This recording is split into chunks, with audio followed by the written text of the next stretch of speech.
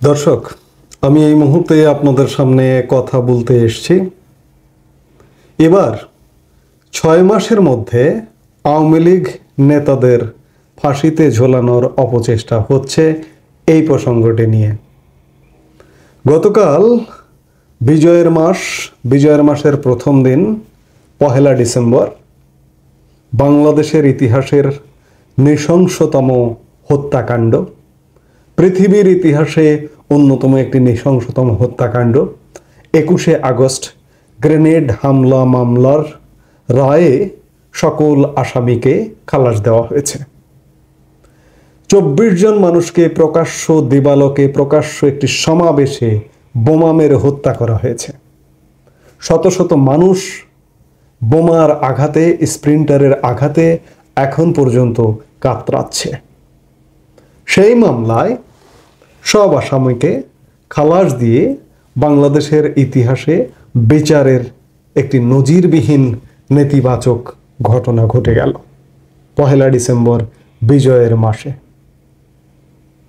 সেই সময় আমার মনে পড়ে গেল যে আওয়ামী লীগ নেতাদের, আওয়ামী লীগ প্রধান শেখ হাসিনা সহ 6 মাসের মধ্যে ফাঁসিতে ঝোলানোর চূড়ান্ত প্রস্তুতি চলছে এবং এটি খুব জোরে সোরে চলছে। এই বিষয়ে আমি আগেও একটি বক্তব্য দিয়েছিলাম, কিন্তু আবারও মনে হচ্ছে যে এটি প্রাসঙ্গিক, আবার ওই বিষয়ে কথা বলা দরকার। 21শে আগস্ট গ্রেনেড হামলা মামলার সব আসামির খালাসের এজেন্ডা বিএনপির, আর আওয়ামী লীগ নেতাদের ফাঁসিতে ঝোলানোর এজেন্ডা জামাতের। কিভাবে? এই যে শুরুতে এটি প্রকাশ্যে আসছিল না, কিন্তু ধীরে ধীরে এটি উন্মোচিত হচ্ছে। জামায়াত নেতাদের কথাবার্তায় এটি উন্মোচিত হচ্ছে যে এটি একটি প্রতিশোধ। আপনারা জানেন যে আওয়ামী লীগ সরকার 1971 সালের মহান মুক্তিযুদ্ধে মানবতা বিরোধী অপরাধের দায়ে জামাত নেতাদের ফাঁসির দণ্ড কার্যকর করেছে। কিন্তু জামাত নেতারা কোনোভাবেই মনে করে না যে তাদের নেতারা অপরাধী। জামাত নেতারা মনে করে যে তাদের নেতারা নিরপরাধী। অন্যায়ভাবে মিথ্যার উপর ভর করে তাদের নেতাদের ফাঁসি দেওয়া হয়েছে। যেই মুহূর্তে তাদের ফাঁসি দেওয়া হয়েছিল, এক একটি ফাঁসি কার্যকর করা হয়েছিল, সেই মুহূর্তে জামাত নেতারা, জামাত কর্মীরা শপথ নিয়েছিলেন যে আমরাও একদিন যদি কোনোদিন সুযোগ পাই, যে কোনো অজুহাতে আওয়ামী লীগ প্রধান শেখ হাসিনা সহ আওয়ামী লীগ নেতাদের ফাঁসিতে ঝোলাবো। সেই শপথেরই প্রতিফলন এই যে অন্তর্বর্তীকালীন সরকার একটি এসছে, এটির পেছনের শক্তি জামাত। সেই জামাত তাদের মতো করে সাজিয়ে নিয়েছে আন্তর্জাতিক অপরাধ ট্রাইব্যুনাল। সাজিয়ে নেবার চেহারা যদি আপনারা দেখেন, সেটি হচ্ছে যে আন্তর্জাতিক অপরাধ ট্রাইব্যুনালের যে চিফ প্রসিকিউটর, তিনি তাজুল ইসলাম, তিনি সেই সব জামাত নেতা যাদেরকে ফাঁসির দণ্ড যাদের কার্যকর করা হয়েছে তাদের আইনজীবী ছিলেন। এবং অন্যান্য প্রসিকিউটর যারা, তারা সব ম্যাক্সিমাম জামাতের।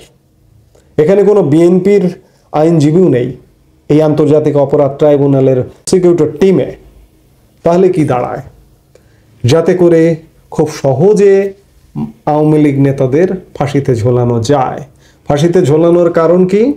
এই যে জুলাই অভ্যুত্থান, জুলাই আগস্ট মাসে যে হত্যাকাণ্ডগুলো সংগঠিত হয়েছে আন্দোলনের সময়, এটি কারা হত্যা করেছে, কে হত্যা করেছে, এটি সঠিক তদন্ত হলে বোঝা যাবে। কিন্তু এই হত্যাকাণ্ডগুলোতে আওয়ামী লীগ প্রধান শেখ হাসিনাকে প্রায় 2 শতাধিক মামলার আসামি করা হয়েছে এবং আওয়ামী লীগের যে নেতাগুলো ধৃত আছে, অনেক নেতা দেশের বাইরে চলে গেছেন, তাদের সহ এই যারা ইতিমধ্যেই আটক, তাদের নামে এই মামলাগুলো রুজু করা হয়েছে। এই হত্যাকাণ্ডগুলো আসলে কে ঘটিয়েছে, কারা ঘটিয়েছে কেউ জানি না আমরা। কিন্তু তারপরেও এই যারা আটক আছে তারাই ঘটিয়েছে বলে মামলার বিবরণীতে দেখানো হচ্ছে। এবং আরেকটি আশ্চর্যজনক বিষয় যে এই যে আন্তর্জাতিক অপরাধ ট্রাইব্যুনাল, এটির জন্ম হয়েছিল 1971 সালের মানবতা বিরোধী অপরাধের বিচার করবার জন্য, অথচ সেই আদালতেই এখন বিচার করা হচ্ছে এই যে হত্যাকাণ্ডগুলো ঘটেছে, এই হত্যাকাণ্ডগুলোর সাথে আওয়ামী লীগ নেতারা আসলে কিভাবে জড়িত, কতটা জড়িত, সে ব্যাপারে যথেষ্ট প্রশ্ন আছে। জামাত বিচার করতে চাইবে, ফাঁসিতে ঝোলাতেও চাইবে, দু একজন এরা যদি সময় পায়, আগামী 6 মাস যদি সময় পায়, দু একজনকে হয়তো ফাঁসিতেও ঝোলাবে। কিন্তু শেষ পর্যন্ত আসলে ফাঁসিতে ঝোলাতে পারবে কিনা, কিংবা 6 মাস সময় পাবে কিনা, সে ব্যাপারেও যথেষ্ট প্রশ্ন আছে, যথেষ্ট সন্দেহ আছে। কিন্তু তারা শেষ চেষ্টাটি কিন্তু করে যাবে। কি কারণে করে যাবে আমি বললাম। এই যে দেখুন, আওয়ামী লীগ সরকারের যখন পতন হলো, তখন জামাত নেতা, বিশেষ করে জামাতের আমিরের কথাবার্তায় মনে হচ্ছিল ওই সময়টিতে যে একজন মানুষ স্বর্গ থেকে নেমে এসে দেবদূতের মতো কথা বলছেন, যে আমাদের উপরে যারা অত্যাচার করেছে আমরা তাদেরকে ক্ষমা করে দিলাম। আপনারা দেখুন যে জামায়াতের আমির গত 5 আগস্ট আওয়ামী লীগ সরকারের পতন হলো। 28 আগস্ট একটি অনুষ্ঠানে তিনি বলেছেন, রাজনৈতিক প্রতিহিংসাবশত যে ব্যক্তি বা দলগুলো জামায়াতে ইসলামীর নেতাকর্মীদের প্রতি জুলুম নির্যাতন করেছে তাদের ওপর কোনো ক্ষোভ নেই জানিয়ে দলটির আমির শফিকুর রহমান বলেছেন, আমরা সবাইকে ক্ষমা করে দিলাম। তবে যাদের বিরুদ্ধে সুনির্দিষ্ট অপরাধের অভিযোগ রয়েছে তাদের অবশ্যই বিচারের আওতায় আনতে হবে বলে উল্লেখ করেছেন তিনি। আবার 28 আগস্টের বক্তব্যের পর দুদিন আগে জামাত আমির কিভাবে বক্তব্য দিয়েছেন দেখুন। ফ্যাসিস্টরা টানা 15 বছর আমাদের ওপর তাণ্ডব চালিয়েছে, হত্যা, গুম, সম্পদ লুণ্ঠন করেছে, তাদেরকে আমরা ক্ষমা করব না, এমন মন্তব্য করেছেন জামাতে ইসলামীর আমির ডক্টর শফিকুর রহমান। শুক্রবার 29 নভেম্বর রাতে যশোরের চাচড়া চেকপোস্ট মোড়ে এক পথসভায় একথা বলেন তিনি বলেন, পতিত সরকারের আমলে জামাতে ইসলামী সবচেয়ে মজলুম দল ছিল। তারা আমাদের ওপর ফাঁসিবাদের থাবা বিস্তার করেছিল। বিচারের নামে দলের শীর্ষ নেতাদের হত্যা করা হয়েছে, তাদের প্রত্যেকের অপরাধের বিচার করতে হবে। 28 আগস্ট ক্ষমা করে দেবার কথা বলেছেন, গত দুদিন আগে তিনি বিচারের আওতায় আনবার কথা বলেছেন। অর্থাৎ 28 আগস্টের কথাটা মিথ্যা ছিল। আর একজন দেখুন, জামায়াতের সেক্রেটারি জেনারেল কি বলেছেন সেটি আমরা দেখি। বাংলাদেশের জামাতে ইসলামীর সেক্রেটারি জেনারেল গত 15 নভেম্বর খুলনার এক সমাবেশে বলেছেন, শেখ হাসিনার নামে মানবতা বিরোধী অপরাধ ট্রাইব্যুনালে 200-র বেশি মামলা হয়েছে। যে ট্রাইব্যুনালে মিথ্যা বিচার দিয়ে আমাদের নেতাদের ফাঁসি দিয়েছিলেন, সেই ট্রাইব্যুনালে আপনাদের বিচার হবে ইনশাল্লাহ। তিনি বলেন, আপনারা তো মাওলানা নিজামী, আল্লামা সাইদি, মুজাহিদদের বিচার করতে গিয়ে মিথ্যা গাল গল্প, মিথ্যা এজাহার, মিথ্যাবাদী, মিথ্যা বিচারক বানিয়ে ফাঁসিয়ে দিয়েছিলেন। শেখ হাসিনার ফাঁসি দিতে মিথ্যা লাগবে না, সত্য ঘটনা দিয়ে শতবার তাকে ফাঁসি দেওয়া যাবে ইনশাল্লাহ। অর্থাৎ জামাতের সেক্রেটারি জেনারেল শেখ হাসিনার ফাঁসির রায় দিয়ে দিলেন প্রকাশ্য এক জনসমাবেশে। এগুলো কি পূর্ব পরিকল্পিত? অবশ্যই পূর্ব পরিকল্পিত। একদিকে বলেছিলেন যে ক্ষমা করে দেবেন, এখন ফাঁসিতে ঝোলাচ্ছেন। এই সরকারটি দায়িত্ব নেবার পর থেকেই সবার আগে দেশের জানমালের নিরাপত্তা দেওয়ার দিকে নজর না রেখে, দেশের কর্মসংস্থান, দেশের কলকারখানা চলল কি চলল না সেদিকে নজর না দিয়ে সবার আগে আন্তর্জাতিক অপরাধ ট্রাইব্যুনালকে কার্যকর করেছেন, অ্যাক্টিভ করেছেন। আওয়ামী লীগ প্রধান শেখ হাসিনা দেশের বাইরে থাকায় বেঁচে যাবেন, কিন্তু যেসব আওয়ামী লীগ নেতা ইতোমধ্যে আটক হয়ে জেলখানায় আছেন, এই সরকার যদি আগামী 6টা মাস সময় পায়, 6 মাসের মধ্যে এই নেতাদের অনেককে ফাঁসিতে ঝোলানোর অপচেষ্টা চালাবেন।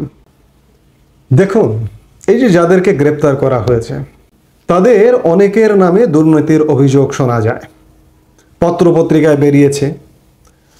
এই যে হত্যা মামলায় তাদেরকে গ্রেপ্তার না করে দুর্নীতির মামলা, তাদের একজনের নামেও কিন্তু কোনো দুর্নীতির মামলা হয়নি। দুর্নীতির মামলা করে দুর্নীতির দায়ে যদি সাজা দিতেন তাহলে দেশের মানুষও খুশি হতো। কিন্তু এই যে হত্যা মামলা, এই পুরো প্রক্রিয়াটি মনে হচ্ছে যে এটি সাজানো, মনে হচ্ছে অস্বাভাবিক। কারণ হচ্ছে কে কোথায় হত্যা করেছে আমি তো জানি না, তদন্ত হয়নি। কিন্তু তদন্তের আগেই আমি জামায়াতের সেক্রেটারি জেনারেল, আমি জামায়াতের আমির, আমি ফাঁসির রায় দিয়ে দিচ্ছি। অর্থাৎ আমার মনের মধ্যে বারবার কাজ করছে আমি কবে ফাঁসি দেব, কবে ফাঁসি দেব।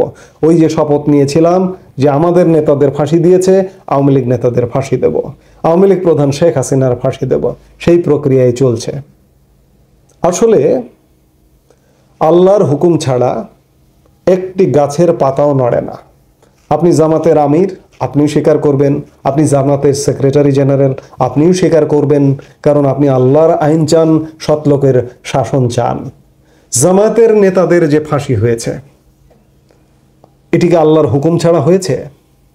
তাছাড়া আপনারা 1971-এর মানবতা বিরোধী অপরাধের দায় নেবেন না? আপনারা 1971-এর বাংলাদেশের স্বাধীনতার বিপক্ষে ছিলেন, কখনোই স্বীকার করেননি, কখনো অনুশোচনা প্রকাশ করেননি, কখনো জাতির কাছে ক্ষমা চাননি। একটা কথা আছে যে রাখে আল্লাহ মারেকে। এই যে আজকে এই সরকারকে দিয়ে যে প্রচেষ্টা চালানো হচ্ছে জামাতের পক্ষ থেকে, সেটিও আল্লাহর হুকুম ছাড়া অনুষ্ঠিত হবে না। যত ষড়যন্ত্র হোক না কেন, আল্লাহর হুকুম যদি না হয় তাহলে এই আওয়ামী লীগ নেতাদেরও ফাঁসি হবে না, তেমনি শেখ হাসিনারও ফাঁসি হবে না। এখন আমাদের দেখার বিষয় যে আল্লাহর হুকুম আসলেই হচ্ছে কিনা, সেটি দেখবার জন্য আমাদের অপেক্ষা করতে হবে। আমরা দেখি যে এই অন্তর্বর্তীকালীন সরকারটি আগামী 6 মাস সময় পায় কিনা, কিংবা 3 মাস সময় পায় কিনা। সেই পর্যন্ত দেখলে বুঝতে পারবো যে আল্লাহর হুকুম হয়েছে আওয়ামী লীগ নেতাদের ফাঁসির দণ্ডে দণ্ডিত হয়ে কার্যকর হবার। এই মুহূর্তে এ পর্যন্তই। সবাই ভালো থাকুন, সুস্থ থাকুন। আমাদের ভিডিওগুলো নিয়মিত পেতে সাবস্ক্রাইব করুন Sajjad Kadir and the legends YouTube channel এবং লাইক, কমেন্ট, শেয়ার করে সাথে থাকুন।